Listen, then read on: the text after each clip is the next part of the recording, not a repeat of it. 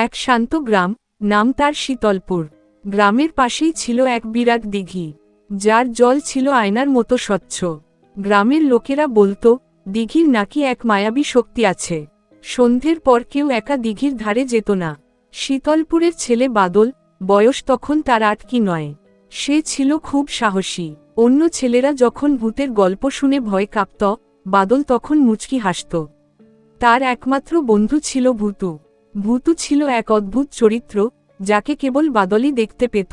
ভূতু ছিল বাদলের বয়সী, কিন্তু তার শরীর ছিল ধোঁয়াটে আর চোখ দুটো ছিল গভীর শান্ত। একদিন বাদল আর ভূতু গ্রামের বাইরে বটগাছটার নিচে খেলছিল।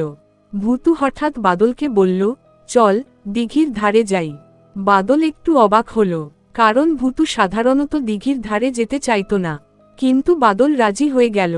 দিঘির ধারে পৌঁছে বাদল দেখল, জল কেমন যেন ঘোলাটে দেখাচ্ছে।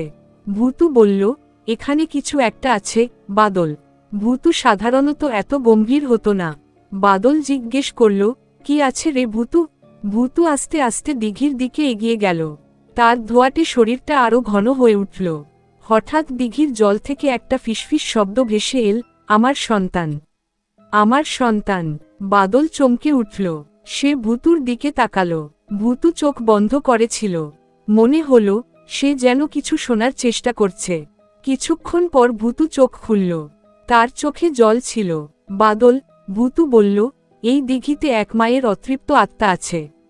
বহু বছর আগে তার সন্তান এই দিঘিতে ডুবে মারা গিয়েছিল। সেই থেকে মা তার সন্তানকে খুঁজে বেড়াচ্ছে। বাদলের মন খারাপ হয়ে গেল। সে ভূতুকে জিজ্ঞেস করল, আমরা কিছু করতে পারি না ভূতু? ভূতু মাথা নাড়ল, হয়তো পারি। যদি আমরা তার সন্তানকে খুঁজে পেতে সাহায্য করি, তাহলে হয়তো আত্মা শান্তি পাবে। তারা দুজন মিলে দিঘির চারপাশ খুঁজতে লাগল। বাদল দেখল, দিঘির এক কোণে পুরনো একটা বটগাছের গুড়িতে ছোট একটা পুতুল রাখা আছে। পুতুলটা ভিজে আর নোংরা হয়ে গিয়েছিল। বাদল ভূতুকে পুতুলটা দেখালো। ভূতু পুতুলটা দেখেই থমকে গেল। তার শরীর আরো ঘন হয়ে উঠল। ফিসফিস করে বলল, এটাই তার সন্তান। বাদল পুতুলটা সাবধানে তুলে নিল।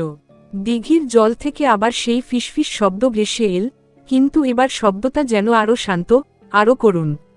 বাদল পুতুলটা দিঘির ধারে পরিষ্কার করে রাখল। ভূতু পুতুলটার দিকে তাকিয়ে হাসল। তারপর এক অদ্ভুত ঘটনা ঘটল। দিঘির জল থেকে একটা আলোর রেখা উঠল। সেই আলোর রেখাটা পুতুলের উপর পড়ল।